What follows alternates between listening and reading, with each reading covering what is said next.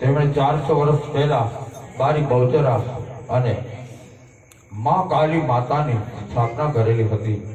તે મંદિર નવરાત્રી પછી અને નવરાત્રીના 9 દિવસ અને પૂનમ સુધી માતાજીના ગરબા ચોકમાં અમે માંડવી પેલા ભવાઈ રમતા। હવે તો અત્યારના માણસોને ભવાઈ શું છે તે પણ ખબર નહીં હોય અને ભવાઈ પણ ક્યાંય રમાતી નથી।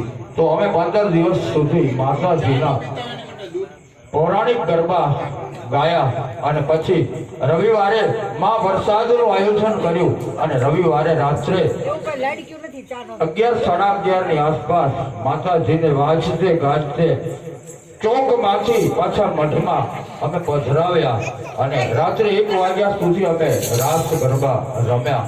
સવારમાં અમારા પૂજારીશ્રીએ માતાજીની પૂજા અર્ચના અને આરતી પણ કરી અને પછી લગભગ 10:30 થી 11 ની આસપાસ મંદિરના 3 માળ જે ખૂબ જ જૂના જર્જરિત હોવાથી તૂટી પડેલા પણ માતાજીનો અદ્ભુત ચમત્કાર જુઓ કે કોઈ પણ પ્રકારની જાનહાનિ થયેલ ન હતી અને માતાજીની મૂર્તિ અને નવરાત્રીમાં જે માંડવી ચોકમાં મૂકવામાં આવે છે તે માંડવીને પણ માથાના વાર જેટલું પણ નુકસાન થયેલું નહોતું।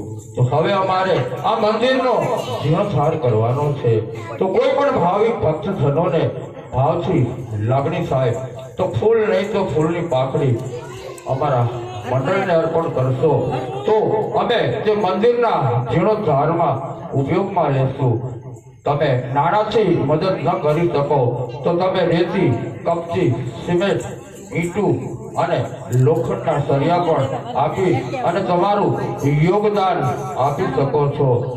આ એક સહિયારો પ્રયાસ છે અને એક મંદિર બંધાશે તો આપણી અનેક પેઢીઓ ત્યાંથી ધર્મ અને માતાની કૃપા પ્રાપ્ત કરશે। તો કોઈ પણ ભાવિક ભક્તજનોએ પ્રતાપસિંહ તો ખૂબ જ ભાવિક છે। પ્રતાપસિંહને પણ હું દિલથી કહું છું, તે મારા મિત્ર છે કે તમારા કોઈ ગ્રુપમાં કોઈ એવા દાતા હોય તો અમને કોઈ પણ સ્વરૂપમાં રેતી, કપચી, ઈંટું, સિમેન્ટ અને લોખંડના સળિયાના કોઈ પણ દાતા થાય તો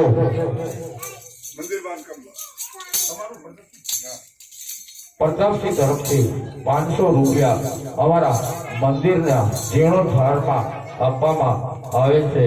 બહુચર માત કી જય।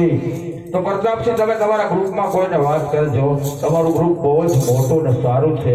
તો કોઈ ભાવિક ભક્તજનોને ઈંટ, રેતી, કપચી, સિમેન્ટ કે લોખંડના સળિયા આપવાનો ભાવ થાય તો તમે પ્રેરણા કરજો। બહુચર માત કી જય।